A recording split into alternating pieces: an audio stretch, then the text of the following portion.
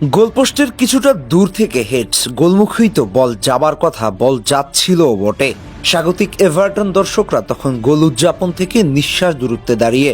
ঠিক সে মুহূর্তে এভারটনকে নিশ্চিত গোল থেকে বঞ্চিত করল এক বিশ্বস্ত হাত, যার নাম ইমিলিয়ানো মার্টিনেজ, যা কিনা অসম্ভব।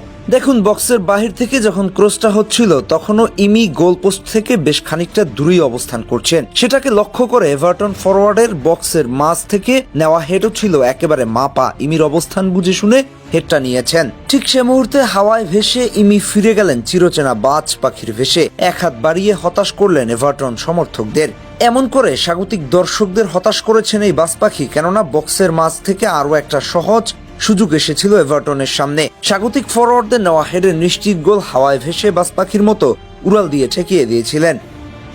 বক্সের মাঝ থেকে ইমি এদিন আরো একটা সেভ করেছিলেন। গ্রিলিশের নেওয়া বক্সের মাঝ থেকে নেওয়া জোরালো শট ঠেকিয়েছেন পা দিয়ে। অর্থাৎ একটি দুটি নয়, তিনটি গোল বাঁচিয়ে এভারটনকে নিশ্চিত জয় বঞ্চিত করেছেন। প্রতিপক্ষের মাঠ থেকে ক্লিন শিট রেখে ভিলাকে এনে দিলেন মূল্যবান একটি পয়েন্ট। একেবারে যেন সেই পুরনো দিনের ইমিলিয়ানো মার্টিনেজ নতুন রূপে আবির্ভাব। সর্বশেষ মৌসুম খুব একটা ভালো কাটেনি তার। এক সময় তো ছাড়তে চেয়েছিলেন ভিলাও, তা নিয়ে সমালোচকদের শত সমালোচনা শুনতে হয়েছিল।